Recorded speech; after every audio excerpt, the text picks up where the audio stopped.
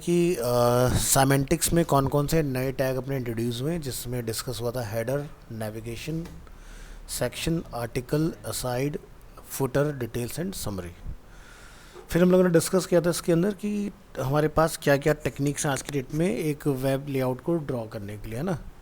सो हमने यहाँ पर ये देखा था चार हमारे पास डिफरेंट टाइप्स ऑफ टेक्निक्स हैं जिसके अपने कुछ प्रोज एंड कॉन्स हैं, है ना। So one is CSS framework, जिसके बारे में हमने डिस्कस किया था कि if you want to create your layout fast you can use a CSS framework like Bootstrap और टेलविंड। ठीक है। नेक्स्ट हम लोग यहाँ पर देखते हैं CSS में float layout. So it is common to do entire web layout using the CSS float property. Flot is easy to learn. If you just need to remember how the float and clear properties work, तो आपको कोई भी दिक्कत इसमें नहीं आएगी. Disadvantages क्या है कि अगर हम लोग रेस्पॉन्सिव की बात करते हैं, फ्लेक्सिबिलिटी की बात करते हैं, so floating elements are tried to the document flow which may harm the flexibility. So इसका एक एग्जांपल यहाँ पर अवेलेबल है, अगर हम इस पर नज़र डालें, और इसके लिए आपको इसको डायरेक्ट चलाना पड़ेगा अपनी फाइल से जाके, नहीं तो डिफ़ॉल्ट कोड आपका साथ में रेंडर होगा. सो जैसे कि एक कोड यहाँ पर अवेलेबल है आपका. अब इसमें क्या है कि यहाँ पर अगर हम लोग डिज़ाइन मोड में आते हैं बॉडी के अंदर, तो यहाँ पर आप देखोगे एक हेडर टैग अपना अवेलेबल है सेमेंटिक्स, एक हमारे पास सेक्शन टैग अवेलेबल है. सेक्शन के अंदर हम लोगों ने नैप बार का यूज़ किया हुआ है और आर्टिकल का यूज़ किया हमने इसके अंदर. ठीक है. और उसके बाद में फुटर हमारे पास अवेलेबल है. यूएल के अंदर हमारे पास कुछ लिंक्स अवेलेबल हैं. सो अगर हम लोग इसका आउटपुट देखते हैं तो ये कुछ हमें इस तरह का दिखाई देता है. दिस इज़ अ हेडर, ये है अपना, ठीक है, और ये अपना फुटर वाला पार्ट है, और ये अपना सेक्शन चल रहा है इसके अंदर. तो इधर आ जाओ फाइल में. यहाँ पर अगर आप ऊपर ध्यान से देखोगे तो सबसे पहले हमने क्या यूज़ किया, बॉक्स साइजिंग, बॉर्डर बॉक्स. इसका यूज़ हमें पता है क्या होता है कि अगर हम लोगों ने पैडिंग यूज़ किया हुआ है तो हमें पैडिंग को लेस नहीं करना पड़ता है, ऑटोमेटिकली लेस कर लेता है ना. दूसरा क्या है, बॉडी में जो भी हम लोग फॉन्ट यहाँ देख रहे हैं दैट इज़ अ एरियल, जो कि यहाँ पर मेंशन है ना. थर्ड क्या है, हेडर टैग. अपना हेडर टैग के अंदर हमने कोई हाइट नहीं डिफाइन किया, हमने हेडर को पैडिंग दिया हुआ है, जिसकी हेल्प से क्या हो रहा है कि आपका पैडिंग चारों साइड से हो गया, left top right bottom, but आपका टेक्स्ट का अलाइनमेंट है सेंटर, तो लेफ्ट राइट पता नहीं चलेगा, सिर्फ टॉप और bottom you can feel here. So अब अगर हम लोग यहाँ से इसको इंस्पेक्ट मोड में लेके आते हैं तो आप देखेंगे इसके नीचे पैडिंग दिखाई दे रहा है आपको ऑरेंज कलर का. सो ये हमारा पैडिंग इसमें डिस्प्ले हो रहा है इस तरह. बाकी टेक्स्ट का अलाइनमेंट सेंटर है, फॉन्ट साइज़ 35 है और कलर अपना टेक्स्ट का वाइट है. इसके बाद यहाँ पर हमारे पास एरिया अवेलेबल है नैब के नाम से, जिसमें नैब को हमने क्या रखा है, फ्लॉट, लेफ़्ट, और टोटल विड्थ कितना रहेगा, 30%. ठीक है. तो आप देखोगे टोटल स्क्रीन की विड्थ का 30% जो है आपका नेविगेशन वाला एरिया के पास है. इसके बाद में हमारे पास जो टैग है वो है आर्टिकल. आर्टिकल के अंदर क्या है, हमने फ्लॉट अगेन लेफ़्ट का यूज़ किया. ध्यान रखिएगा अगर हमने किसी एलिमेंट के ऊपर फ्लॉट लेफ़्ट यूज़ किया है, उसके जस्ट बाद में जो भी एलिमेंट बनेगा उसमें ऑटोमेटिक फ्लॉट लेफ़्ट ही लगाना है, दूसरा फ्लॉट का आपने यूज़ नहीं करना है. ठीक है. तो यहाँ पर मैं रिमेनिंग कितना था, 70%. तो आर्टिकल वाला एरिया जो है वो 70% की विड्थ को एक्वायर कर रहा है इस तरह से. इसके बाद यहाँ पर आप देखोगे फुटर टैग हमारा अवेलेबल है, जिसकी हेल्प से हमारा फुटर बन के तैयार हो रहा है. अब यहाँ पर क्या है कि एक रिस्पॉन्सिव का कोड लगा है कि मैक्सिमम विड्थ जो रहेगी मोबाइल मोड में आके नेविगेशन और आर्टिकल की, वो कितनी हो जाएगी, 600 पिक्सल्स पर 100%. यानी कि अगर मैं मोबाइल मोड में देखूंगा तो ये वाला पार्ट भी फुल विड्थ में आएगा और ये पार्ट इसके नीचे आएगा. ज़रा चेक करके देखो तो क्या दिखाई दे रहा है, हेडर, हेडर के नीचे नेविगेशन, नेविगेशन नीचे आर्टिकल, आर्टिकल नीचे फुटर, इस तरह से. ठीक है. तो ये है आपका. तो इसमें जो फ्लॉट यूज़ है इन दो टैग के ऊपर यूज़ है, one is naive and second is article, जिसके से ये दोनों एक दूसरे के पैरेलल डिस्प्ले हो रहे हैं और विड्थ 30 और 70% मिला के 100% बन रहा है. अदरवाइज़ क्या होता है कि अगर हम लोग फ्लॉट निकाल दें तो ये आपका फुल विड्थ हो जाएगा और लंदन जो है वो नैप बार के नीचे आएगा, जो हमें डिफरेंट मोड में दिखाई दे रहा है. इसी का दूसरा जो एग्जांपल है जो कि बेस्ड है फ्लैक्स बॉक्स के ऊपर. तो फ्लैक्स बॉक्स का जब हम लोग यूज़ करते हैं तो फ्लॉट का यूज़ नहीं होता है, और आज की डेट में जो वेबसाइट्स बन रहे हैं वो इसकी हेल्प से या फिर इसके ऊपर जो नया टेक्निक आता है ग्रिड, उसके थ्रू डिज़ाइन होते हैं। सो ज़रा इसके कोड पर भी एक बार नज़र डालिए। ठीक है, तो आउटपुट ऑलमोस्ट सेम है। अगर हम लोग इसको देखें, ये फ्लॉट के थ्रू डिज़ाइन है और ये आपका फ्लैक्स बॉक्स के थ्रू डिज़ाइन है, बस इसमें हाइट उतनी नहीं है जितना हमें यहाँ पर देखने के लिए मिल रहा है। चलो, तो इसके ज़रा कोड में एक नज़र डालिए कि क्या चेंजेस है। तो ये सब पार्ट इतना सेम है, हेडर में कोई चेंज नहीं है। हम देखते हैं यहाँ पर सेक्शन जो टैग हमारे पास है, उसमें क्या लिखा, डिस्प्ले फ्लैक्स। अभी सेक्शन ने कंटेन क्या किया हुआ है, अगर आप नीचे आओगे तो सेक्शन टैग के अंदर आपका नेविगेशन और आर्टिकल दोनों है। ठीक है, सो यानी कि अगर मैंने डिस्प्ले फ्लैक्स किया तो नेविगेशन और आर्टिकल दोनों एक ही लाइन में आ गए। ठीक है, ये दोनों, इन दोनों को किसने कंटेन किया हुआ है, आर्टिकल ने। ठीक है, और सेक्शन ने, और इन दोनों को एक दूसरे के पैरेलल लेकर आने के लिए डिस्प्ले फ्लैक्स का यूज़ हो रहा है यहाँ पर, जो आप यहाँ देखोगे। कहाँ गया सेक्शन, ये देखिए क्या लिखा रहा है, डिस्प्ले फ्लैक्स। नेव के अंदर यहाँ पर आप देखोगे तो उसमें लिखा हुआ है फ्लैक्स 1, और जो हमारा दूसरा टैग है आर्टिकल, उसमें क्या है, फ्लैक्स 3। तो 1 और 3 का मतलब क्या हुआ कि 1 होता है 100% और 3 हो गया 300%। तो यानी कि स्क्रीन का जो है वो आपका 300% एरिया जो होगा वो आपका आर्टिकल वाला लेगा, और जो बचा पार्ट है वो आपका ये वाला पार्ट लेगा, जो नेविगेशन वाला पार्ट है अपना। इसको हम लोग ऐसे भी लिख सकते हैं, या फिर आप इसको चाहो तो इस तरह से डिफाइन कर सकते हो, परसेंटेज वगैरह की विड्थ डाल के, तो भी ये काम करता है अपना। तो जितना नंबर में हाइयर इसको दूंगा ना, उतना ज़्यादा ये विड्थ इसका बढ़ता जाएगा। ठीक है, तो जैसे एग्जांपल के लिए मैं इसको चेंज करके आपको दिखाता हूँ। सो क्या करेंगे हम लोग इस एग्जांपल को देखने के लिए, ये हमारा फ्लैक्स वाला एग्जांपल है।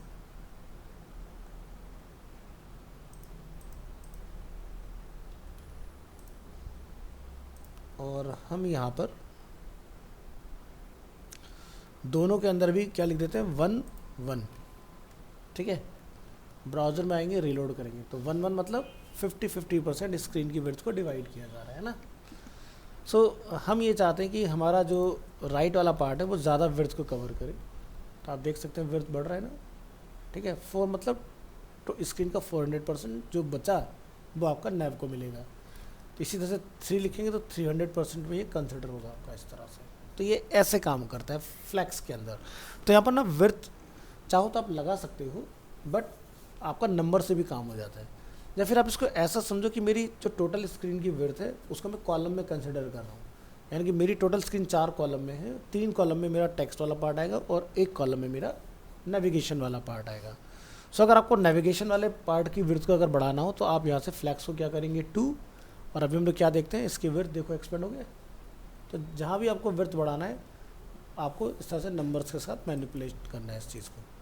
सो 1 मतलब 100%, तो दोनों 1 1 होंगे तो ऑटोमेटिकली स्क्रीन की विड्थ को 50% में दोनों सेक्शन डिवाइड करेंगे आपके। सो फ्लैक्स में इस तरह से काम होता है। ठीक है, आउटपुट आपको सेम मिलेगा। और डिफ़ॉल्ट करने के बाद हम इसको यहाँ पर रिस्पॉन्सिव में देखेंगे। देखिए इस तरह से हमारा आउटपुट बढ़िया से काम कर रहा है। इसके बाद जो आपके पास तीसरा तरीका बचता है, विच इज़ ग्रिड। ठीक है, तो ग्रिड थोड़ा सा बड़ा टॉपिक है, तो जब प्रॉपर हमारा CSS स्टार्ट होगा हम उस पर तब देखेंगे कि क्या क्या चीज़ें इसके अंदर काम करती हैं। So the CSS grid layout module offers a grid based layout system which with rows and columns, making it easier to design web pages without having to use float and positioning. ठीक है, तो flex and grid आज की date में इन्हीं दो चीज़ों का सबसे ज़्यादा यूज़ हो रहा है। And use of flex box ensure that elements behave predictably when the page layout must accommodate different screen sizes and different display devices. इसमें टोटल जो काम चलता है वो आपका लिक्विड मोड में होता है, यानी कि परसेंटेज बेस में चल रहा होता है। फ्लॉट के केस में भी हम लोग परसेंटेज वगैरह का इस्तेमाल कर सकते हैं, बट ये पिक्सल्स पर ज़्यादा बढ़िया चलता है आपका, यानी कि फिक्स लेआउट के अंदर। इसके बाद का जो हमारा टॉपिक है वो है HTML में रिस्पॉन्सिव। तो रिस्पॉन्सिव वाली फाइल को आप यहाँ से ओपन करेंगे।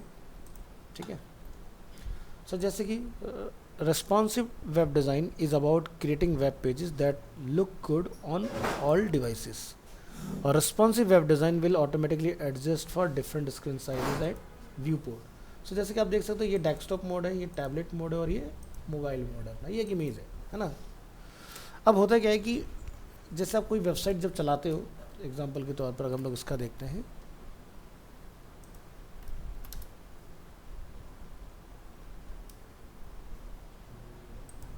आप यहाँ नोटिस करोगे कि जैसे हम लोग अपने स्क्रीन को रिसाइज करेंगे ना, तो इसका ना व्यू चेंज होता रहेगा। ये देखो चेंज हो रहा है व्यू, और यहाँ पर हमारा जो नेविगेशन था वो बर्गर के अंदर चला गया इस तरह से, है ना। This is a responsive. अगर विड्थ बड़ी होगी तो आपके लोगो वगैरह इस तरह से पूरे एक्सपेंड होके दिखाई देंगे आपको, है ना।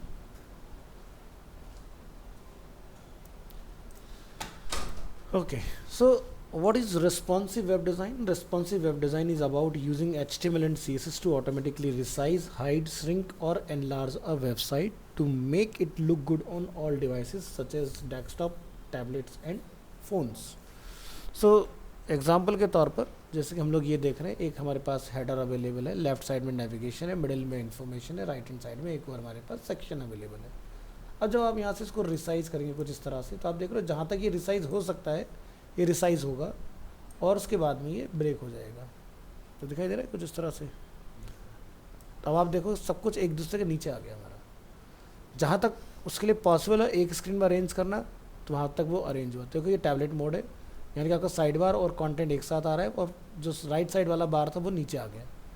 और थोड़ा बड़ा करते हैं, स्क्रीन में स्पेस मिला तो नीचे वाला पार्ट देखो ऊपर आ गया।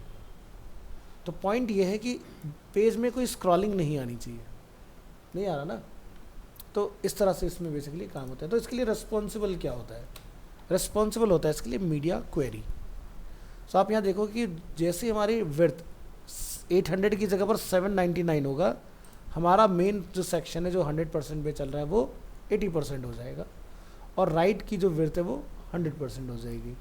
इसी तरह से अगर हम लोग 500 पिक्सल से नीचे जाते हैं तो आपका जो मेन्यू है, मेन है, राइट है, यानी कि तीनों जो हमारे सेक्शन है, लेफ़्ट, मिडिल, राइट, वो क्या हो जाएंगे? 100% हो जाएंगे। यानी कि मोबाइल मोड में ये आपको ऐसे दिखाई देगा एक दूसरे के नीचे।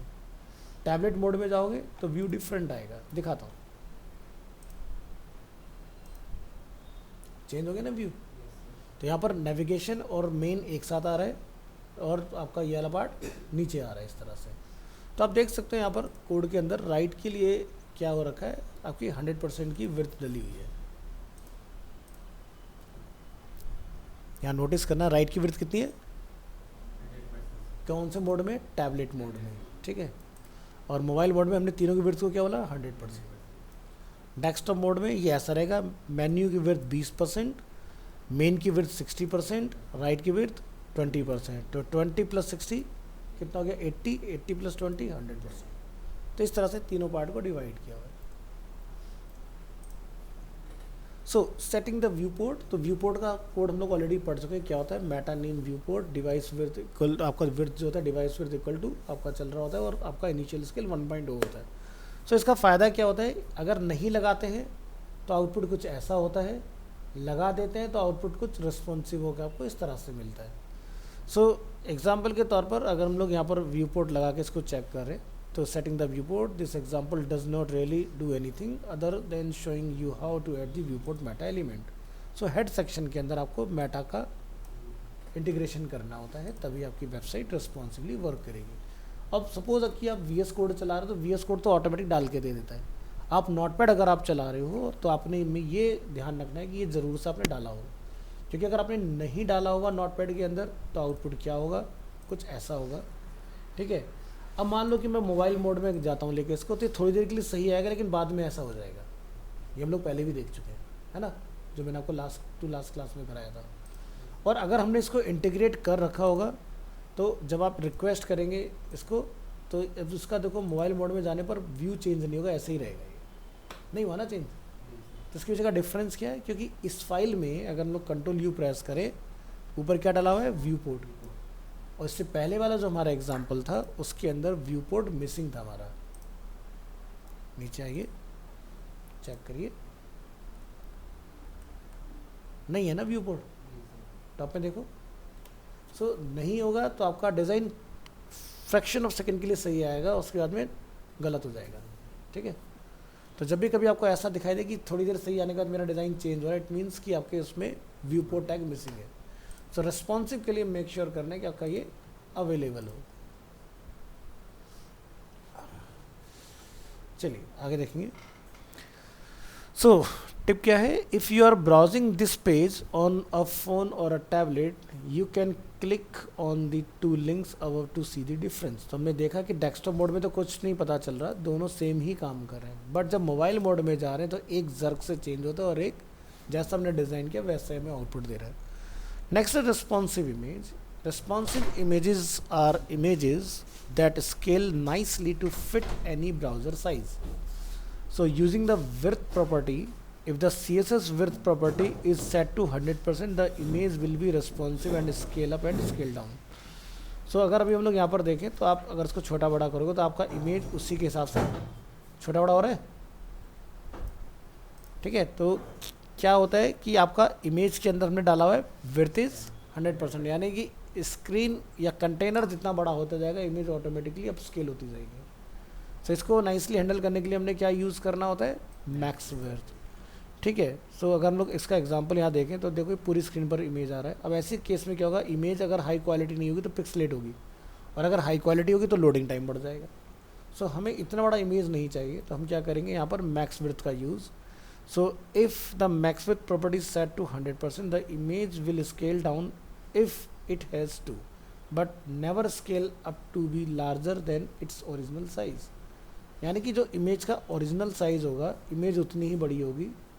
ऐसा नहीं है कि मैंने यहाँ पर लिख दिया 100%, इमेज अब की इतनी बड़ी है नहीं, इमेज है इतनी सी, लेकिन वो क्या हो रहा है, स्ट्रेच होकर इतनी बड़ी हो जा रही है। ठीक है, तो इसके लिए क्या लिखा है यहाँ पर, विड्थ जो हमने डाली हुई है यहाँ पर, जब आप कंट्रोल यू प्रेस करोगे, ठीक है, सबने क्या लिखा, मैक्सिमम विड्थ इज़ 100%। तो मैक्सिमम विड्थ 100% लिखने का मतलब ये हुआ कि अगर आप इसको स्केल डाउन करोगे ज़रूरत से ज़्यादा तो ये छोटी तो हो जाएगी, देखो छोटी होकर नहीं लग रही है, इमेज स्केल डाउन हो रही है, लेकिन जो उसका एक्चुअल साइज़ है उससे ऊपर कभी नहीं जाएगी। यानी कि इस इमेज का जो ओरिजिनल साइज़ है वो कितने बाई कितने पिक्सल है, 500 बाई 600। तो जहाँ हमने लिखा था विड्थ 100% तो इमेज पूरी एरिया में एक्सपेंड हो गई, लेकिन यहाँ पर विड्थ के आगे मैक्स लिखने से क्या हुआ, आपका ओरिजिनल से बियॉन्ड नहीं जाएगा, ये आपको डिफरेंस मिलेगा। इसी तरह से show different image depending on the browser width, यानी कि आपकी जैसे जैसे विड्थ चेंज हो आपकी इमेज भी जो है उसके हिसाब से चेंज होता रहे। सो हम लोग क्या यूज़ कर रहे हैं इसके लिए, पिक्चर टैग का। अब जैसे फ्लिपकार्ट है, अगर आप यहाँ होगे ना तो जनरली जितनी भी फ्लिपकार्ट ने इमेजेस अपने डिज़ाइन में यूज़ किए हैं ना, ये सारे क्या पिक्चर टैग के थ्रू ही आपको दिखाई देंगे। जैसे राइट क्लिक करो, इंस्पेक्ट पर क्लिक करो, थोड़ा वेट कीजिएगा। अब आप यहाँ देखेंगे कि यहाँ पर कौन सा टैग का इस्तेमाल हो रहा है, कौन सा टैग है यहाँ पर, पिक्चर टैग दिखाई दे रहा है। पिक्चर टैग के अंदर देखो क्या लिखा, सोर्स सेट। तो अलग अलग यहाँ पर इमेजेस डली हुई है इसी की, एक ही की। तो यहाँ पर जैसे जाओगे तो लिखा रहा है 1070y535, ठीक है, 1061727, ठीक है, और नीचे आइए 1061727। तो इन्होंने एक चीज़ ये भी लगाया हुआ कि हो सकता है सपोज करो कि बैकएंड से इमेज ना आए, उस केस में इमेज का प्लेस होल्डर आपको देखने के लिए मिलेगा। दिखाता हूँ, ओपन इन न्यू टैब। सो इन्होंने प्लेस होल्डर बना रखा है, देख रहे हो ये इमेज का, इसके बीच में देखो इमेज का आइकन आपको दिखाई दे रहा होगा ये।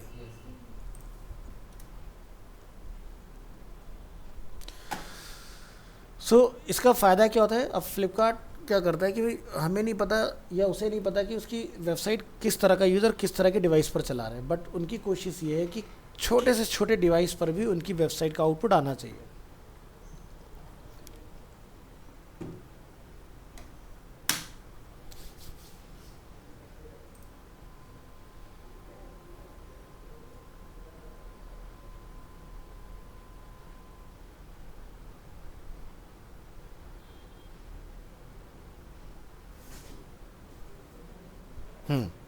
तो चलिए ट्राई करेंगे।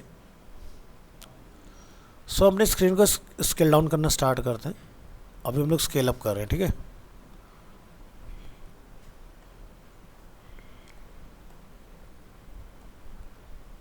और बड़ा करिए।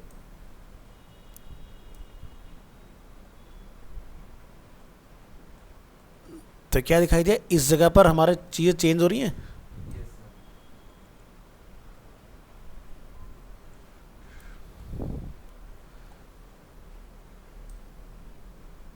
तो उन्होंने एरिया के हिसाब से कि जैसे जैसे जिसके पास एरिया अवेलेबल है आपका प्रोडक्ट जो होगा वो चेंज होता जाएगा। देखो तो ये पिक्चर टैग का काम क्या होता है कि जैसे मान लीजिए फॉर एग्जांपल आपने यहाँ से इसको रन किया, अगर स्क्रीन मेरी फुल साइज़ है तो हमने बोला कि भाई ये इमेज आ जाए। अगर स्क्रीन को छोटा किया जाए इमेज डिफरेंट हो जाए, स्क्रीन अगर और छोटी होती है तो इमेज कुछ और हो जाए। तो यहाँ पर हमने 3 डिफरेंट इमेज को लेके डेमोन्स्ट्रेट करके क्या समझ रहे हैं कि हम डिफरेंट विड्थ के ऊपर डिफरेंट इमेज ला सकते हैं। बट करना क्या है कि जैसे अगर आप नोटिस करोगे फ्लिपकार्ट को ध्यान से देखिए, फिर से हम बैनर एरिया पर फोकस करेंगे, है ना। राइट क्लिक करेंगे, इंस्पेक्ट करेंगे। यहाँ पर आप अगेन यहाँ पर नोटिस करेंगे कि इन्होंने इस बैनर को बनाने के लिए भी पिक्चर सेट का यूज़ किया है। ठीक है, विड्थ देखो कितना है, 1600 बाई 265, है ना। नीचे वाले में आते हैं,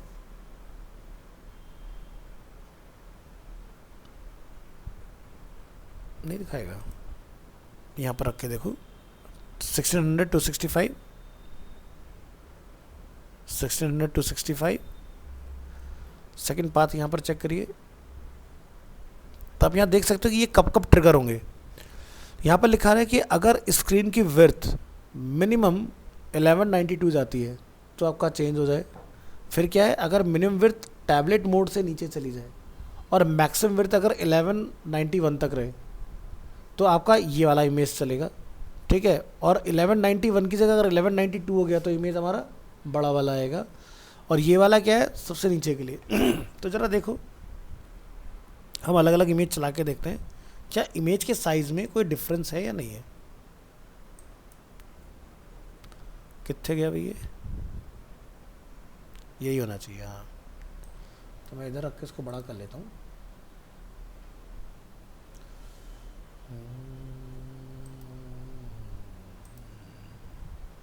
इमेज छोटी है,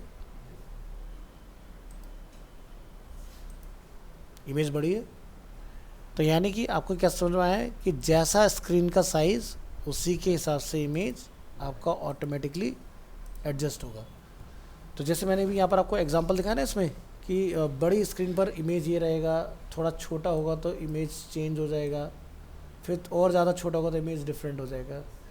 तो यहाँ पर फ्लिपकार्ट क्या कर रहा है, अलग साइज़ के ऊपर अलग बैनर इमेज को रेंडर कर रहा है। इससे बेनिफिट क्या है उसको, इससे बेनिफिट ये है कि कंटेंट की क्लियरिटी किल नहीं होगी। इसको फ़र्ज़ करो कि मैं यहाँ से इस इमेज को ओपन कर लेता हूँ। ठीक है, अभी आप इस साइज़ पर मैटर पढ़ के देखो, सब क्लियर दिखाई दे रहा है।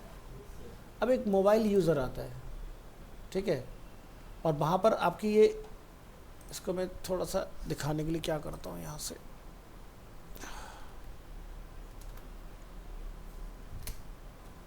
मैंने इस इमेज को डाउनलोड किया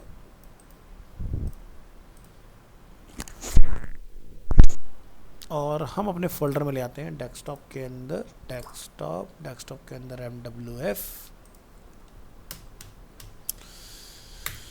332 5 के अंदर अगस्त, आज की डेट, इमेजेस,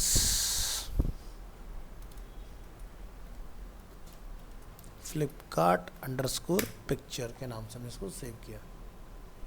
ठीक है, फाइल इजीली ओपन हो रहा है। अब हम यहाँ पर क्या करेंगे, एक demo.html हमारे पास अवेलेबल है, हम उस इमेज को यहाँ पर लाके कॉल करेंगे। लिखेंगे img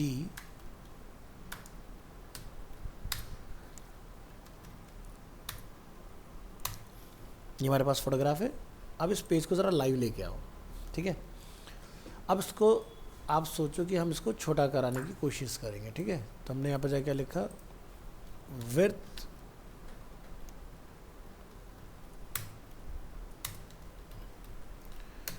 हमने लिख दिया मैक्स विड्थ, क्या लिखा 100%। तो मैक्स विड्थ लिखने का फ़ायदा क्या होता है कि अगर आप स्क्रीन को छोटा करोगे तो आपका ये भी साथ साथ छोटा होता जाएगा। अब मुझे ये बताओ कि इस इमेज तो छोटा होने लग गया, अब क्या मोबाइल विजिटर इसको पढ़ पाएगा मैटर को ढंग से, क्या लिखा हुआ है? जहाँ तक हेडिंग वाला पार्ट है वो तो आप पढ़ सकते हो, लेकिन जो सबसे नीचे लिखा था उसके वो वाला पार्ट आप नहीं पढ़ सकते। बट अगर हम लोग बड़ा करके देखें तो शायद यहाँ पर जो मैटर लिखा हुआ पढ़ पा रहे। कोड क्या है? FKINT, है ना? तो क्लियरिटी चली गई ना, किल हो गया ना मैटर। तो कभी इसी वजह से फ्लिपकार्ट क्या करता है कि डिफरेंट स्क्रीन साइज के ऊपर डिफरेंट इमेज देता है ताकि रीडेबिलिटी हमारी ख़त्म ना हो। और इसी केस में आपका जो ये वाला टॉपिक है ना, जो भी उन्होंने डिस्कस कर रहे हैं रिस्पॉन्सिव के अंदर इमेजेस वाला, ये चीज़ कि पिक्चर टैग के अंदर हम लोग क्या करते हैं, अलग अलग इमेज डाल देते हैं। ठीक है, इससे बेनिफिट क्या होगा कि बाय डिफ़ॉल्ट आपकी इमेज जो रहेगी वो ये रहेगी सबसे स्मॉल के ऊपर, और अदरवाइज़ आपके यहाँ पर इस तरह से मैक्सिमम विड्थ 1500 पिक्सल तक आपका इमेज फ्लावर की चलेगी, उसके नीचे स्मॉल फ्लावर की चलेगी। इस तरह तक इमेज जो है वो चेंज होती रहेंगी। सो फ्लिपकार्ट ने क्या करा इस चीज़ को कंट्रोल करने के लिए, उन्होंने बोला कि यूज़र जब मोबाइल में रिक्वेस्ट करेगा तो बैनर का डायमेंशन बदल दो। अब बैनर जो है वो 16:9 के रेशियो में नहीं है, अब बैनर जो है 4:3 के रेशियो में है। यानी कि अगर मैं इसको ओपन कर लेता हूँ, open image in new tab, क्या दिखता है? बैनर अब वाइड ना होके थोड़ा सा आपका रेक्टेंगुलर फॉर्म में आ गया। पहले जो 16:9 था ना एकदम स्ट्रिप जैसा, वैसा नहीं है। अब इसमें आप देखो हम लोग मोबाइल मोड में इजीली मैटर पढ़ पा रहे हैं। समझ आ रहा है डिफरेंस? तो पिक्चर टैग फ्लिपकार्ट क्यों इस्तेमाल कर रहे हैं? वो इसलिए इस्तेमाल करता है ताकि डिफरेंट स्क्रीन के ऊपर यूज़र को रीडिंग में चैलेंजेस नहीं मिलना चाहिए। अब फ्लिपकार्ट का टारगेट ऑडियंस जो है वो बिल्कुल लो एंड यूज़र भी है और हाई एंड यूज़र भी है। ठीक है, अब यूज़र किसी भी तरह के डिवाइस को चलाने वाला, इवन वो नहीं आता जो हमारा जियो का 1500 रुपये समथिंग का कुछ फ़ोन आता है एक कीपैड वाला, वहाँ भी फ्लिपकार्ट चल जाता है इसी वजह से। तो छोटी से छोटी स्क्रीन के ऊपर भी अवेलेबल है आज की डेट में। और नॉर्मल जो वेब डिज़ाइनर होता है वो रेस्पॉन्सिव तो बना लेता है, लेकिन वो इन चीज़ों को भूल जाता है कि जब स्क्रीन को ज़रूरत से ज़्यादा छोटा किया जाएगा तो मैटर नहीं पढ़ पाएगा एंड यूज़र। तो हमेशा मोबाइल फर्स्ट वेबसाइट इसलिए बनाते हैं हम लोग। तो मोबाइल फर्स्ट का बेनिफिट क्या है कि सबसे पहले मोबाइल यूज़र का सोचो, उसके बाद में डेस्कटॉप यूज़र का, क्योंकि डेस्कटॉप पर आपका विजिटर जो है वो 10 से 15% ही है, आपका मैक्सिमम जो यूज़र है वो मोबाइल वाला है।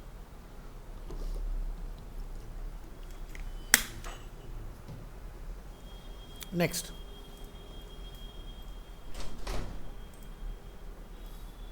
तो ये वाला पार्ट समझ में आया। अब इसके अंदर क्या कोड चल रहा है आप यहाँ देखोगे कि अगर विड्थ हमारी 600 पिक्सल है तो आपका स्मॉल फ्लावर वाला इमेज आएगा। अगर विड्थ आपकी 1500 पिक्सल तक है तब आपका ये वाला इमेज आएगा। अगर आपकी विड्थ उससे ज़्यादा है 1500 से तो ये वाला आएगा। ठीक है, और डिफ़ॉल्ट में हमने सब ये वाली इमेज डाल के अपनी रखी हुई है। ठीक है, अब ज़रा यहाँ पर आ जाओ, जूम आउट कर लेते हैं बिल्कुल। अब हम यहाँ से प्रेस करेंगे F12। F12 करने के बाद मैं अपनी इस स्क्रीन पर यहाँ से मोबाइल मोड एक्टिव कर लेता हूँ, यानी कि रेस्पॉन्सिव वाला। ठीक है, अब यहाँ पर हम लोग ध्यान देंगे इस एरिया के अंदर।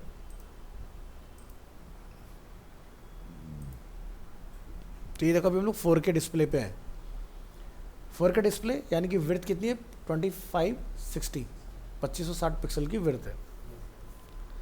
यहाँ पर कुछ कंट्रोल दिखाई दे रहा है। इधर हम 1500 पिक्सल तक पहुँचने की कोशिश करते हैं। जब तक 1500 पिक्सल्स की विड्थ नहीं हो जाएगी ना तब तक आपकी ये वाली इमेज आ रही है, दिखाई दे रहा है। लेकिन जैसे ही आपका 1499 हुआ, आपकी इमेज देखना चेंज हो जाएगा। हो गया ना 1500 पर चेंज। तो पीछे कोड में क्या लिखा था? मैक्सिमम 1500 पिक्सल्स की अगर विड्थ हो गई तो आपकी फ़ोटो बदल जाएगी। इसी तरह से फिर नीचे चलते हैं और 600 पिक्सल पर जैसे ही पहुँचोगे आप, आपकी फ़ोटो फिर से चेंज होगी। तो कभी हम लोग 1370 पर हैं, ज़रा तेज़ी से नीचे जाते हैं।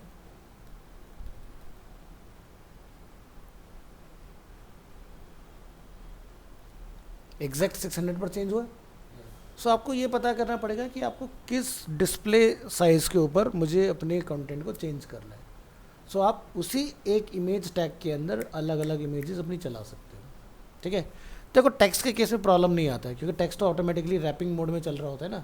सबसे ज़्यादा प्रॉब्लम क्रिएट करता है रेस्पॉन्सिव वेबसाइट, वो इमेज टैग ही होता है, और इमेज को HTML5 में हैंडल करा जाता है पिक्चर टैग के थ्रू। पिक्चर के अंदर सोर्स सेट का हम लोग यूज़ करते हैं और मल्टीपल इमेजेस आप उसके अंदर डालते जाइए, आपकी प्रॉब्लम सॉल्व। तो क्या किया, picture tag main, 3 source set है हमारे पास, लार्जर डिस्प्ले, स्मॉलेस्ट डिस्प्ले और मीडियम डिस्प्ले। बस इतना आपने काम करना है और आपका ये काम करेगा। इसी तरह से होता है रिस्पॉन्सिव टेक्स्ट। इसके अंदर हमारा जो टैग वो प्रॉपर्टी आती है CSS की, वो आती है व्यू पोर्ट विड्थ, VW। ऐसे होता है VH, view port height. So the text size can be set with a VW unit which means the view port width. इसको थोड़ा जूम करेंगे ताकि आपको क्लियरिटी आए देखने में। That way the text size will follow the size of the browser window. So H1 tag में हम लोग यहाँ पर क्या यूज़ करें, font size 10 viewport width। तो 10 VW का मतलब क्या हुआ, देखो 1 VW इक्वल टू क्या होता है 1%। तो आपकी स्क्रीन की जो भी टोटल विड्थ है, अगर मैंने लिखा कहीं पर font size 10 VW, तो स्क्रीन की टोटल विड्थ का 10% आपका फॉन्ट का साइज़ ऑटोमेटिक हो जाएगा। एग्जाम्पल अगर आप यहाँ देखोगे तो क्या लिखा रहा है, बड़ा दिखाई दे रहा है ना मैटर, जबकि हमने यहाँ पर देखो कोई जूम नहीं किया हुआ है। अगर मैं जूम करूँगा देखो प्लस का सिंबल अब आ रहा है, 110 हो गया, रिसेट करें अगर 100 तो 100 पे हमें इतना बड़ा दिखाई दे रहा है। तो ज़रा कंट्रोल यू करो पीछे, हमने यहाँ पर सबसे पहले क्या लिखा 10 VW, 5 VW, ठीक है। तो 10 VW पर फॉन्ट आपका इतना बड़ा हो रहा है, 5 VW पे इसका जस्ट 50% आपको फॉन्ट यहाँ पर देखने के लिए मिल रहा है। और जो हम लोग सबसे लास्ट में यहाँ पर देख रहे हैं ना, इस पर हमने किसी भी तरह का यूनिट अप्लाई नहीं किया है, ये जस्ट हमने एक्सप्लेनेशन के लिए यूज़ किया हुआ है। So viewport is the browser window size 1 VW equal to 1% of viewport width. If the viewport is 50 centimetre wide then viewport width is 0.5 centimetre, ठीक है। और ये किस केस में होगा, अगर मैं अपनी इस ब्राउज़र को पकड़ कर अपनी दोनों स्क्रीन पर स्ट्रेच कर लेता हूँ उस केस में, ठीक है।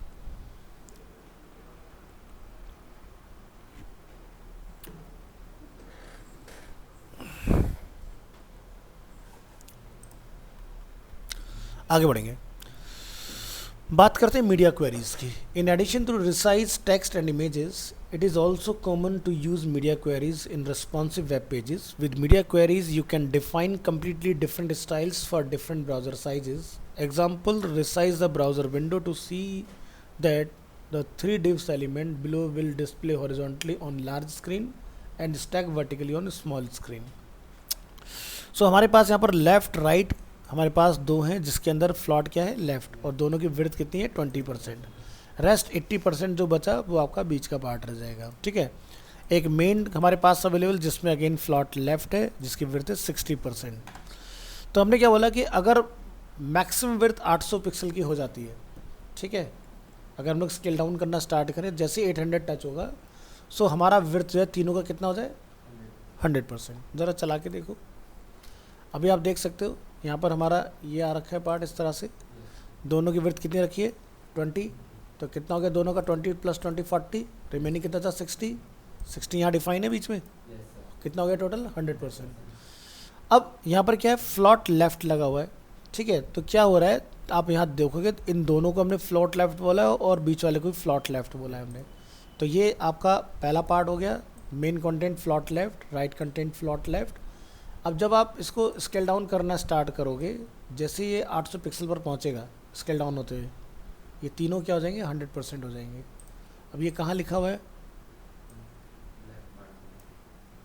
लेफ्ट, मेन और राइट, जो हमारी 3 क्लास हैं उनकी विड्थ जैसे मोबाइल मोड पर जाए या टैबलेट मोड में पहुँचे, इनको 100% कर दो।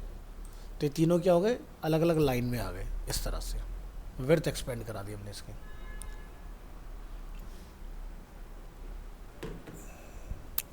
नेक्स्ट,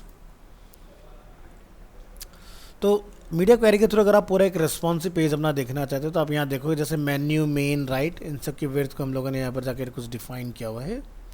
तो जैसे कि ये आपका हेडर है, ये आपका फुटर है, ये आपका लेफ्ट एरिया है, ये आपका मिडिल एरिया है, ये आपका राइट एरिया है।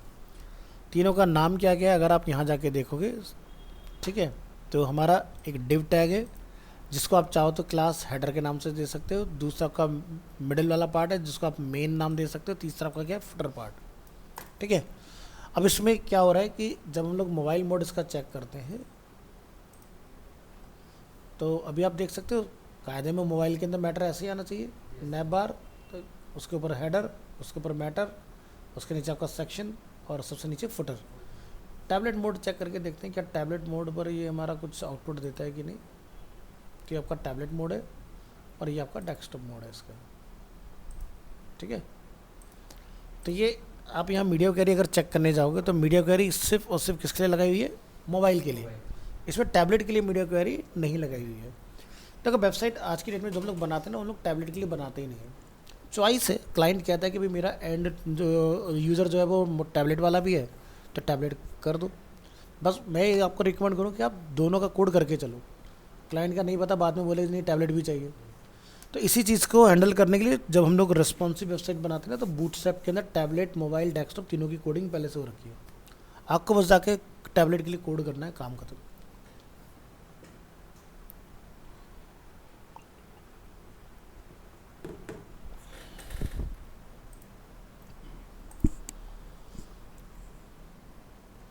तो ये हुआ हमारा टोटल, जितना भी हम लोगों ने रेस्पॉन्सिवनेस का फीचर देखा, ये सब कस्टम मेड है, मतलब इसमें बूटस्ट्रैप का कोई रोल नहीं है।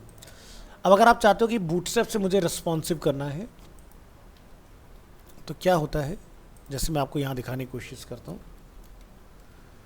सो यहाँ पर हमने जैसे कुछ लिखा, मेरे 2-3 लेटर लिखने से इतना बड़ा कोड बन के तैयार हो गया। इसमें आपको क्या दिखाई दे रहा है, बूटस्ट्रैप अवेलेबल है यहाँ पर। अब मान लो कि आपको एक कंटेनर बनाना है तो आपने यहाँ जाके लिखा डॉट कंटेनर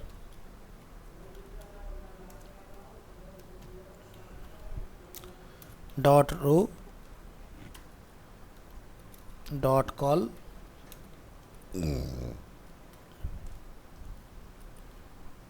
और यहाँ पर आप एक हेडिंग डालो, welcome to my website, like इस तरह से।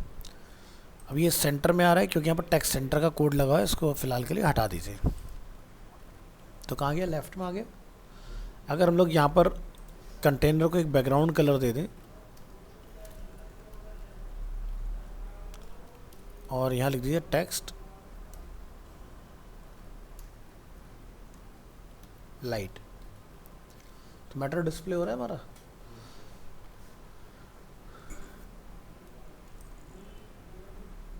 तो कंटेनर आपको मिडिल में रखना है या आपको फुल ब्रेथ बनाना है, तो हम लोग क्या लिख देंगे, फ्लूइड।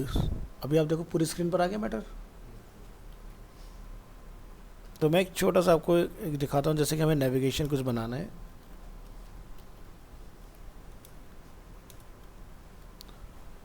तो ये देखो नेविगेशन बन के आ गया। अब आप देखोगे जैसे हम लोग मोबाइल मोड में आएंगे, ये नेविगेशन देखो बर्गर आइकन में चेंज हो गया। इस तरह से हमारे ड्रॉप डाउन वगैरह सारी चीज़ें इसके अंदर काम कर रही हैं अपनी। सो ये है फ्रेमवर्क का एडवांटेज कि फ्रेमवर्क में आपने कोड बहुत कम करना होता है और आपका काम जो होता है वो काफ़ी बड़ा दिखाई देता है उसके अंदर, कि भाई ये सारी चीज़ें बन के आपकी तैयार हो गई। लेकिन इसको चलाने के लिए भी सीखना पड़ेगा कि किसको लिखने से क्या चीज़ें बन के आएंगी। जैसे आपको यहाँ पर कोई स्लाइडर रन करना है तो आप यहाँ जाओगे,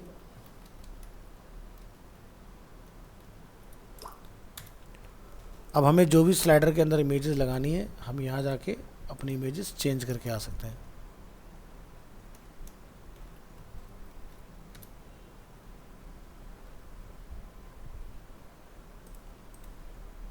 ज़रा देखो आउटपुट में आके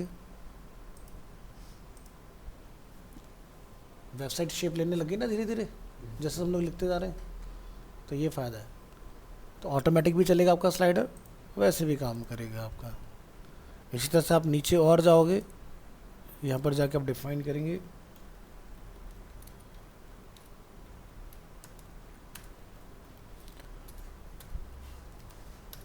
अब ये देखने में आसान लग रहा होगा आपको, है ना, कि भाई इससे तो बड़ी जल्दी जल्दी काम हो रहा है ना। तो बट ये आसान तब है जब आपको ये कोडिंग आती हो। ठीक है, मुझे पता है कि रो लिखने से रो बनेगा, कॉलम लिखने से कॉलम बनेगा, कार्ड लिखने से कार्ड क्रिएट होगा इसके अंदर, है ना। बट फिलहाल मैं रिस्पॉन्सिव को कुछ दिखाना चाह रहा हूँ, उस पर नज़र डालते हैं।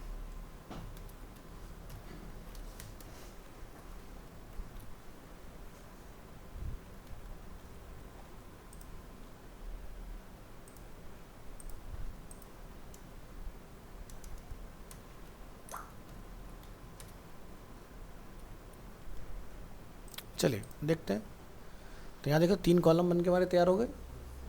चलो मोबाइल मोड में जाके देखते हैं क्या हो रहा है। तीनों भी इस तरह से आ रहे हैं। हम चाहते तीनों एक दूसरे के नीचे आए, है ना कि स्केल डाउन हो जाए, है ना।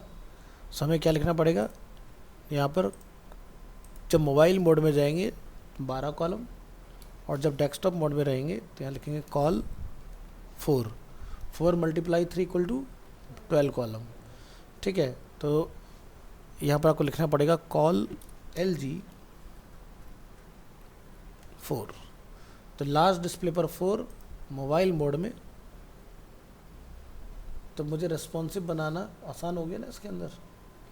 अब साथ में यहाँ पर क्या करना पड़ेगा कि जब हम लोग मोबाइल मोड में आए तो हमारा बैनर देखो पतला सा हो गया। तो इमेज है तो दिक्कत नहीं है, लेकिन इमेज के ऊपर अगर मैटर लिखा होगा तो नहीं पढ़ पाओगे। तो आपको इमेज को फिर से वही पिक्चर सोर्स सेट के थ्रू चेंज करना पड़ेगा। तो इसलिए प्रॉपर्टी सीखना, जो हम लोग पढ़ रहे हैं चीज़ें, उनका बेस क्लियर करना ज़रूरी है। तो ये मैंने आपको रिस्पॉन्सिव के अंदर ना, उसका जो हमने ऊपर पढ़ा था टेल विंड और ये सब चीज़ें ना, तो उसमें से मैंने आपको बूटस्ट्रैप का एग्जांपल बताया।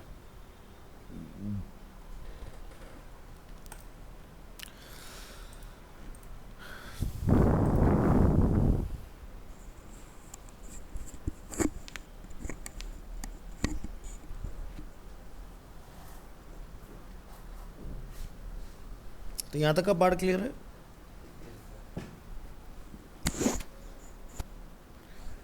नेक्स्ट आपको आता है कंप्यूटर कोड। कंप्यूटर कोड का मतलब क्या है कि अगर आपने कुछ लिखा है और आप चाहते हो कि वो एज ए कोड आउटपुट में दिखाई दे, तो आपने नोटिस किया होगा हम लोग कई जगह पर मैटर लिखने के लिए कोड टैग का इस्तेमाल करते हैं अभी तक। तो कोड में जो भी हम लोग मैटर लिखते हैं उसका देखो आउटपुट में जो फॉन्ट स्टाइल होता है डिफरेंट आता है। जो हमने उसमें पढ़ा था HTML की टेक्स्ट प्रॉपर्टी के अंदर TT टेक्स्ट टेलीटाइप, वैसा आउटपुट आता है। ठीक है, तो चलो ट्राई करेंगे इसका। फाइल बनाइए computer code.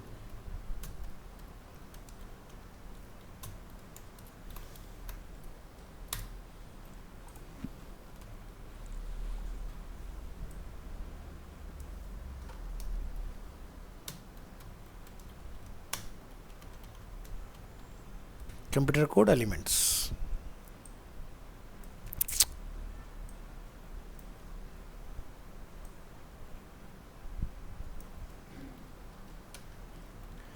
HTML contains several elements for defining user input and computer code. So यहाँ से इस मैटर को हटाइए, ये सारा क्लियर कर दो।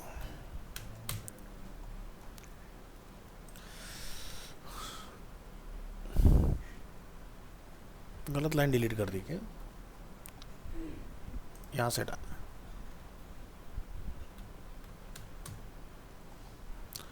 चेक करो कोई टैग खुला तो नहीं। 1 2 3 परफेक्ट। तो जैसे हम लोगों ने यहाँ पर डिफाइन किया H3 एग्जाम्पल, यहाँ डिफाइन करिए टेक्स्ट एरिया, रोज,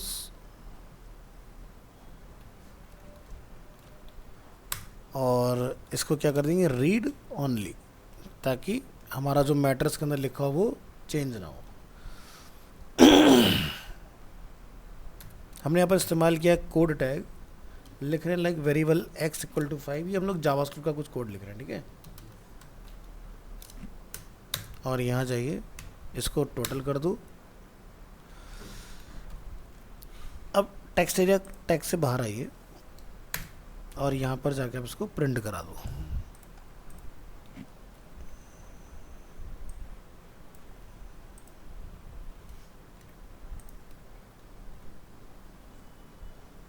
फाइल को ओपन करिए, इसको सेव एज करिए और इसका नेम चेंज कर दीजिए। ट्राई HTML फॉर्मेटिंग, उसको नेम दे दो code.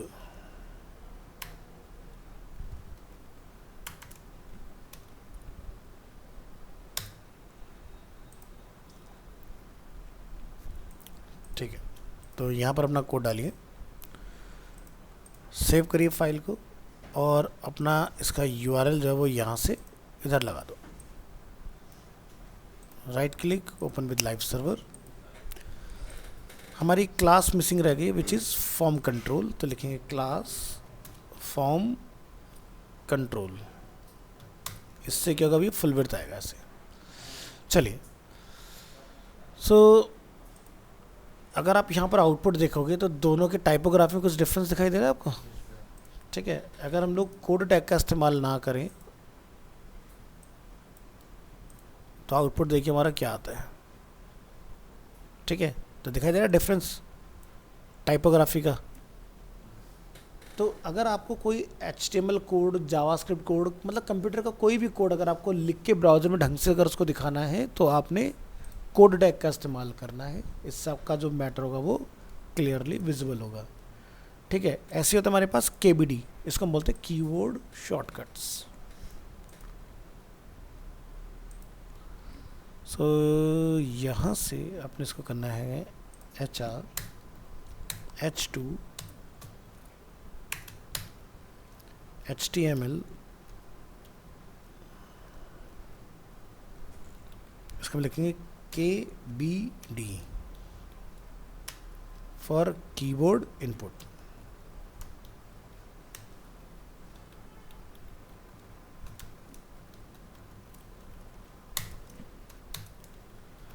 The HTML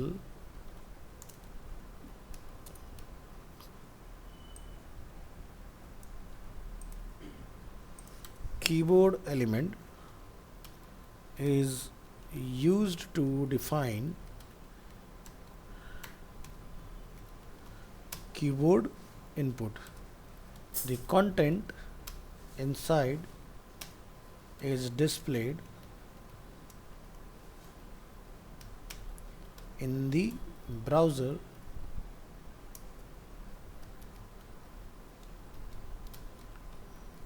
default monospace font।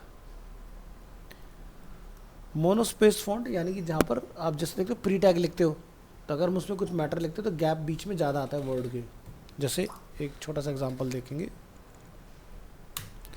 हमने लिखा this is a demo text और यही मैं यहाँ से लिख देता हूँ प्री के अंदर। अब दोनों की टाइपोग्राफी में डिफरेंस देखो, कुछ डिफरेंस समझ आ रहा है। यहाँ आपको गैप ज़्यादा मिलेगा, इसमें आपको गैप कम दिखाई देगा। सो ये होता है मोनोस्पेस का एक मतलब, यानी कि आपके मैटर में गैपिंग आपको देखने के लिए ज़्यादा मिलेगा। इसलिए कोडिंग के अंदर जब हम लोग काम करते हैं ना, तो जैसा आप यहाँ देख रहे हो, हमने लाइन लिखा HTML contains several elements for defining user input and computer code. तो आप सेम आउटपुट जो हम लोग यहाँ जो देख रहे हैं इधर, ये वाला, ये आप कोड टैग के थ्रू ले सकते हो। यही सेम आउटपुट आप चाहो तो प्री टैग की हेल्प से भी ले सकते हो और यही सेम आउटपुट आप चाहो तो KBD टैग की हेल्प से भी ले सकते हो। सो ये HTML5 में इंट्रोड्यूस हुए थे कोड और KBD। सो ट्राई करके देखते हैं। ये तो जस्ट एक एग्जांपल हुआ, तो यहाँ से हम लोग एग्जांपल करेंगे कॉपी और इसको यहाँ लाके आपने कॉल कर लेना है। सेलेक्ट करेंगे, इसको लेफ़्ट में ले जाते हैं इस तरह से, Ctrl+S, और यहाँ जाके आप अपना एक मैसेज डिफाइन कर दोगे। हमने लिखा P टैग और हमने लिखा save the document by pressing,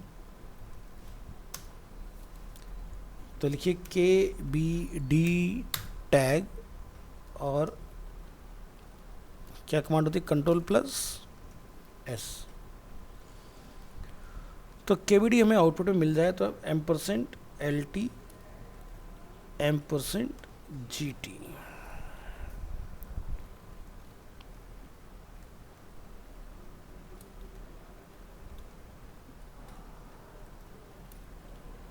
like this. अब इस फाइल को आपने जाके सेव एज करा लेना है, फॉर्मेटिंग KBD इस तरह से, और इसमें लाके आपने अपने मैटर को कॉल करना है।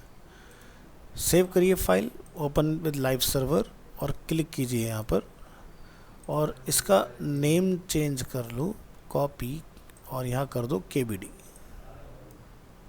फिर से सेव करिए, क्लोज करिए, रिफ्रेश करिए, तो दिखाई दे रहा है कुछ इस तरह से आ रहा है।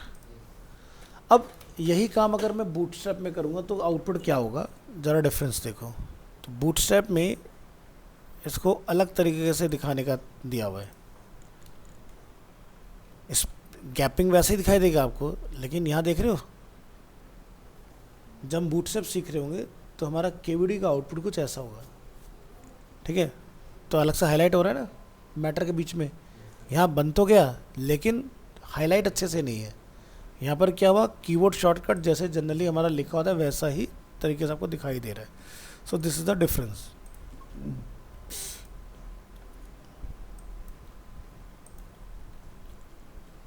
फिलहाल मैं इसको हटा देता हूँ क्योंकि अभी हमारा बूटस्ट्रैप नहीं चल रहा है, नॉर्मल पे ही रखेंगे इसको। नेक्स्ट, कॉपी करिए H2 टैग से,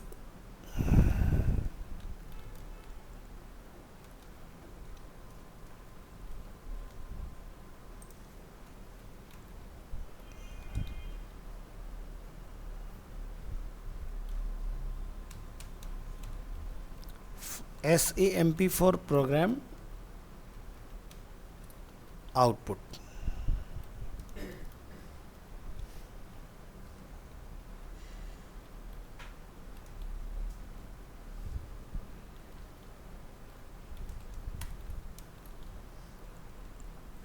The HTML SAMP element is used to define sample output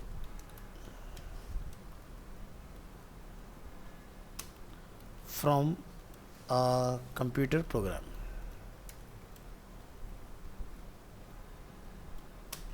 The content inside is displayed in the browser default monospace font। तो अगेन आप देख रहे हो इसका भी आउटपुट किस में आ रहा है, मोनोस्पेस में ही आ रहा है ना। सो यहाँ जाके इसका आप एग्जांपल बना लोगे।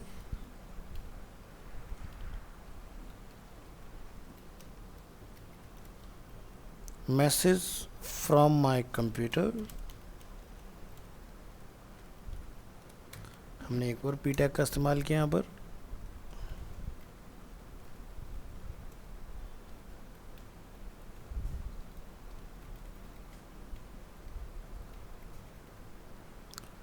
यहाँ जाके लिख देते हैं सैम्पल टैग, क्या लिख देंगे,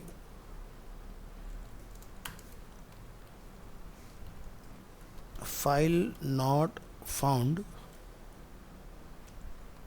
BR,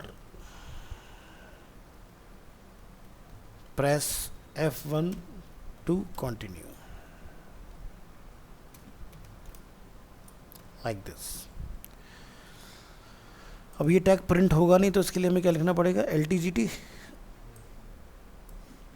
तो यहाँ लिखिए M%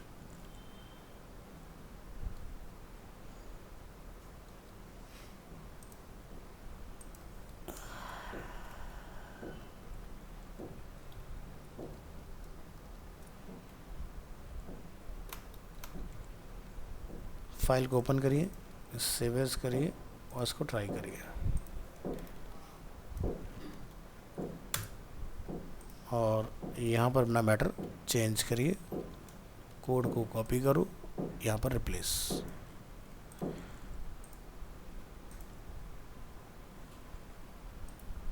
ठीक है, तो अगेन आप देख सकते हो मोनोस्पेस फॉन्ट में हमारा आउटपुट देखने के लिए आ रहा है। सो जब आपको कोई मल्टी लाइन कोड लिखना हो तब आपने सैम्पल टैग का इस्तेमाल करना है। यहाँ पर स्पेलिंग मिस्टेक हो गई, SAMP।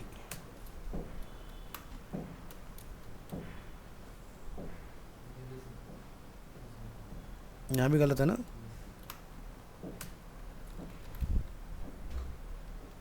अब सही। ऑलराइट, तो ये हो गया आपका सैम्पल टैग का काम। अब यही अब अगर हम लोग टैग यहाँ पर देखें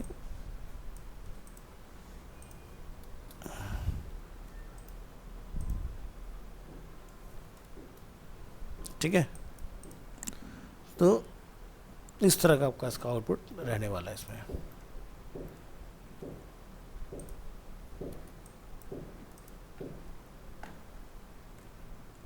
और देखो H2 copy,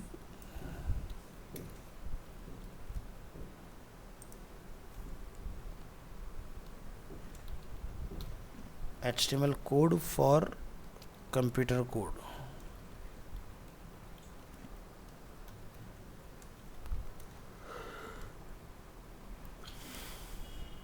The HTML code element is used to define a piece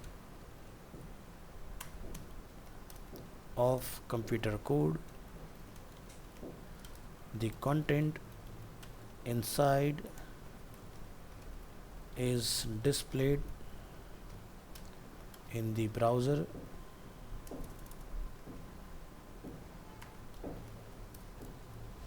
default monospace font.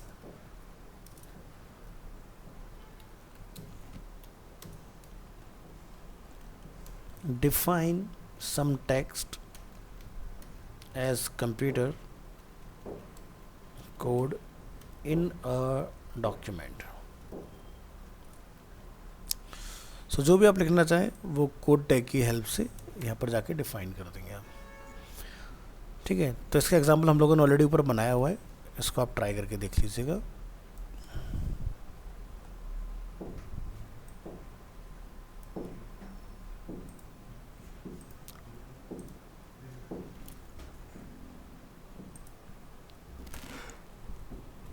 इस तरह से इसकी हाइट बढ़ा लो और ये टेक्स्ट एरिया यहाँ लगा दो।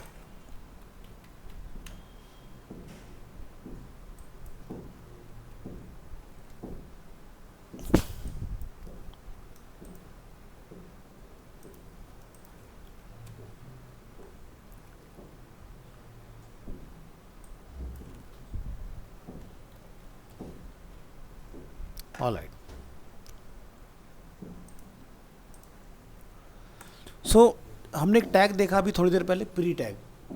अब प्री टैग में और इसमें क्या डिफरेंस होता है, दोनों यूज़ तो मोनोस्पेस का ही कर रहे हैं, बट अगर मैं यहाँ पर जाके इस एग्जांपल में मैं इंस्टेड ऑफ कोड टैग मैं यहाँ लिख देता हूँ प्री,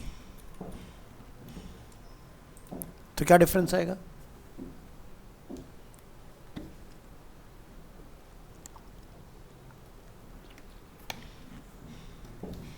आउटपुट में क्या बदलेगा?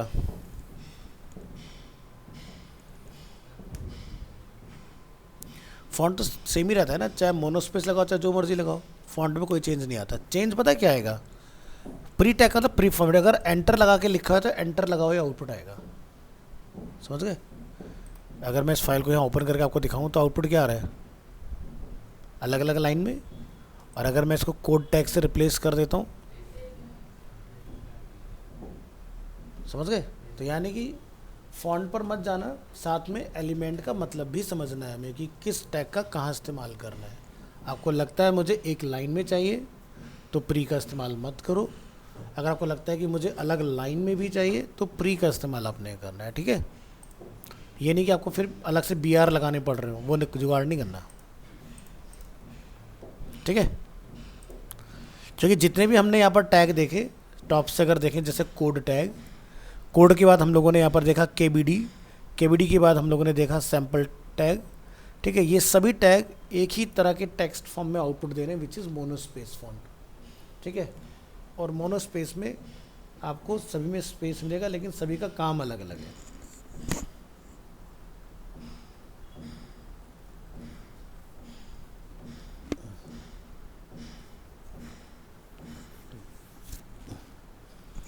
जैसे याद है ना, तुम लोग HTML5 पढ़ रहे थे तो वहाँ पर हमने एक प्रॉपर्टी पढ़ी थी, I tag, italic, EM tag, again italic, हमने एड्रेस टैग पढ़ा, अगेन इटैलिक, हमने साइट टैग पढ़ा, उसमें भी हमारा आउटपुट इटैलिक आ रहा है।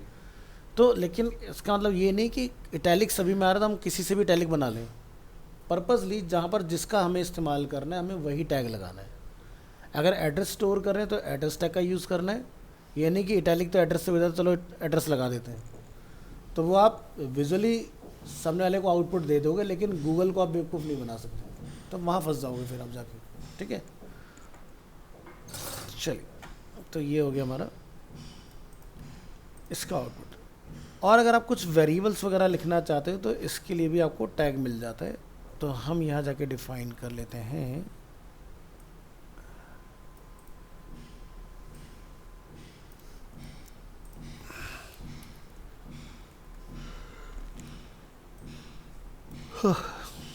चल HTML var for variables।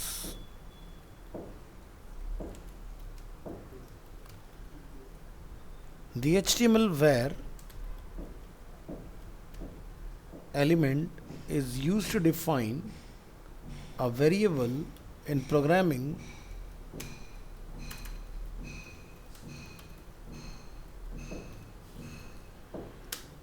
or in a mathematical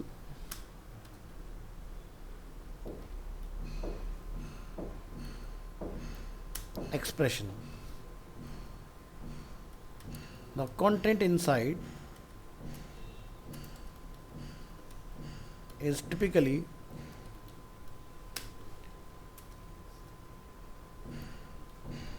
displayed in italic.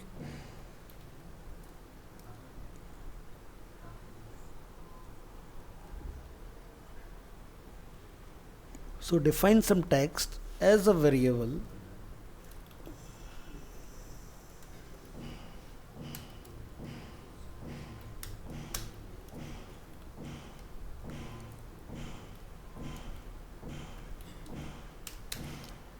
so हमने लिखा the area of a triangle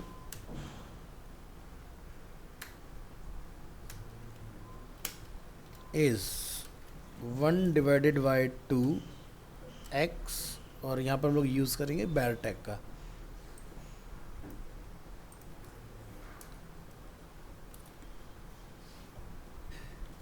var tag को क्लोज करिए।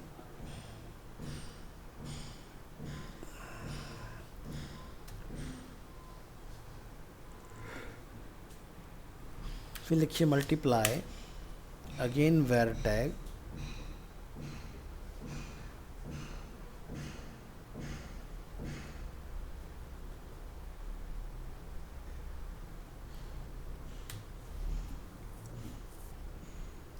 h where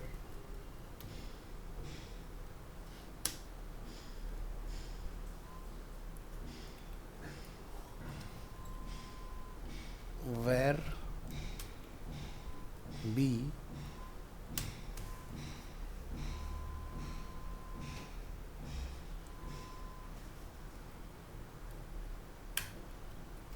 variable height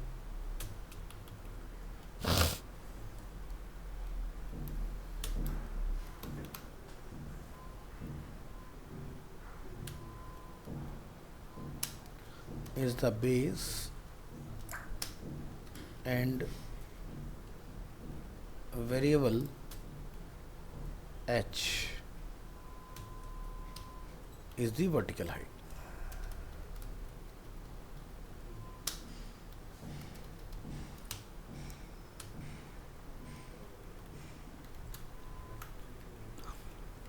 तो यहाँ से इस फाइल को सेव एज करिए और इसको ट्राई करिए। यहाँ पे इसको जाकर नेम दे दो var, और इसमें इसको आपने रन कर लेना है, और var को यहाँ पे लाके replace, right click, open with live server, नहीं चाहिए तो क्लिक करो यहाँ पर। तो जहाँ पर भी मैथ का जिक्र हुआ है वहाँ पर आपको दिखाई दे रहा है, सब आपके इटैलिक में दिखाई देंगे इस तरह से।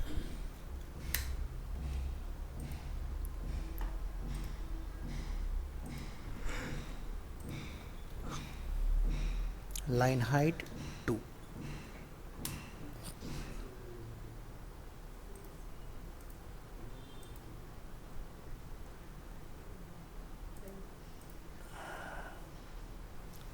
नेक्स्ट हमारा टॉपिक आएगा सिमेंटिक्स।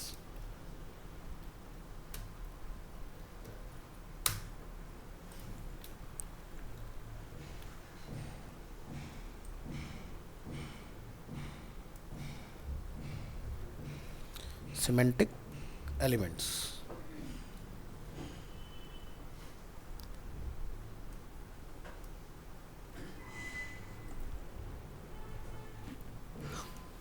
तो सिमेंटिक का मतलब क्या होता है?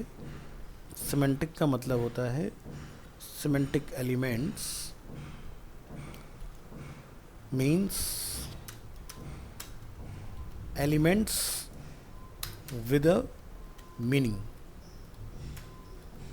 मतलब कि जैसे कि हमारा पी मतलब पैराग्राफ है। अब सिमेंटिक का जो HTML5 में इंट्रोडक्शन दिया गया वो ये है कि आपका हर एक टैग कुछ रिप्रेजेंट करता है। तो जैसे आप देख रहे हैं यहाँ पर क्या लिखा है, हेडर। तो मतलब नैवबार जो होगा वो हेडर में होना चाहिए। मेन टैग यानी कि इंफॉर्मेटिव एरिया मेन के अंदर होना चाहिए। फुटर टैग जो भी आपका पेज का लास्ट होगा वो फुटर के अंदर होना चाहिए। तो ये सिमेंटिक्स में हर एक टैग का एक मतलब रखा गया। और अगर आप सिमेंटिक्स का यूज़ करते हो तो Google will understand very easily your UX की बेसिकली कौन सी चीज़ को आपने कहाँ पर प्लेस किया है। तो मैंने आपको एक चीज़ बोला था कि अगर हम लोग सिमेंटिक्स का यूज़ नहीं कर रहे हैं तो इसकी जगह पर इस नाम की क्लास होना ज़रूरी है।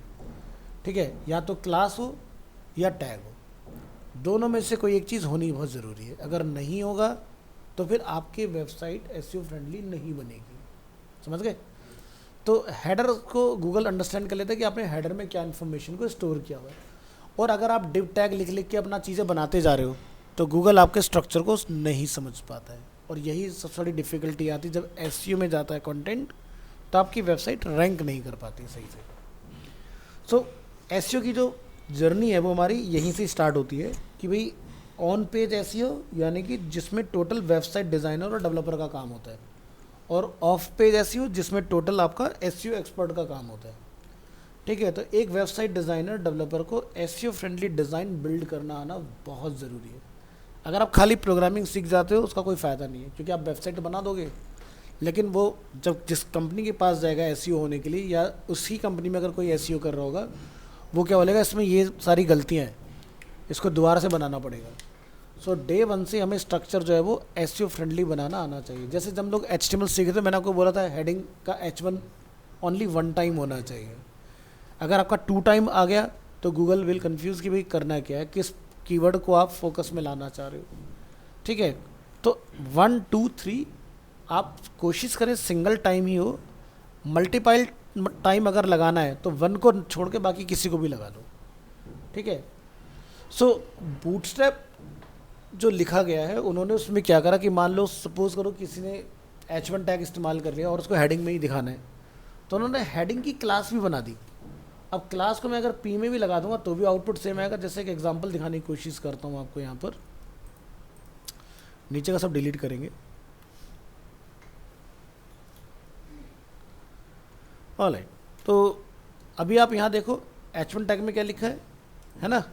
अब मान लीजिए कि मुझे ये पता है कि हम लोग अगर 2 बार लगाएंगे ऐसा नहीं आउटपुट नहीं आएगा, आउटपुट आएगा, लेकिन जब ये एसईओ में जाएगा तो ये एरर है, आउटपुट सेम आ रहा है। हो सकता है कि मुझे ऐसा ही बड़ा मैटर फिर से दोबारा लिखना हो, 2 बार H1 टोटली गलत। मैंने क्या बोला कि भाई ये चीज़ को पैराग्राफ बना दो, लेकिन साइज इसको वैसा ही दे दो जैसा हेडिंग का होता है। तो हमने क्या लिखा, क्लास H1। सही में आउटपुट आ रहा है। अब ये विजुअली देखने में एक है लेकिन टेक्निकली कोड वाइज ही अलग है दोनों। तो गूगल इसको लिस्ट करेगा, इसको छोड़ देगा, क्योंकि H1 क्लास से हम लोग विजुअली ब्राउजर में एंड यूज़र को सेटिस्फाई कर रहे हैं कि भाई हमारी वेबसाइट में हेडिंग जो है एक ही साइज़ के हैं। बट गूगल को क्लियर मैसेज आ रहा है कि H1 पूरे पेज में 1 टाइम ही यूज़ हुआ है। ठीक है, इस तरह से। तो H1 से लेके H6 तक के टैग होते हैं बूटस्ट्रैप के अंदर, H1 से लेके H6 तक की क्लासेस हैं। कई बार ऐसा होता है कि हमें H1 से भी बड़ा लिखना होता है, तो क्या होता है डिस्प्ले की भी क्लास लिखी गई। आपको क्या करना है, लिखेंगे क्लास डिस्प्ले 1। तो मैटर देख रहे हो और बड़ा हो गया। तो आप देखते हो वेबसाइट्स के अंदर बड़ी, इससे बड़े बड़े हेडिंग्स होते हैं। तो वो ऐसे अचीव होते हैं। तो जब बूटस्ट्रैप पढ़ोगे तो ये सारी चीज़ आपको क्लियर हो जाएंगी। फिलहाल हम सेमेंटिक्स डिस्कस करें तो इसका मतलब क्या है कि मीनिंगफुल टैग जैसे हेडर, मेन, जो हम लोग लास्ट क्लास में ऑलरेडी देख चुके हैं कौन कौन से नंबर ऑफ टैग्स होते हैं हमारे पास। तो सेमेंटिक्स का मतलब क्या है? Elements with a meaning. तो चलिए ये टॉपिक हम लोग नेक्स्ट क्लास में डिटेल में समझेंगे। आज के लिए